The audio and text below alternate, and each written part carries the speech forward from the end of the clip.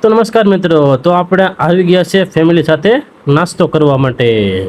Hello મિત્રો, તો કેમ છો તમે બધા? મિની વ્લોગમાં તમારું હાર્દિક સ્વાગત કરું છું. તો આજે આપણે જવાનું છે બહાર નાસ્તો કરવા, પણ તે પેલા આને જોઈ લો તમે. એને જોવો છે કૂતરા અને મીંદડા. એલા એ ઘરની બહાર નીકળે છે તો જાગો સેલ ભાળી ગયો. મને કે તમે આને રાખો, ત્યાં હું કે કપડા જોતી આવું. મને કે ધ્યાનમાં આવે ને તો એક જોડી લઈ લઉં.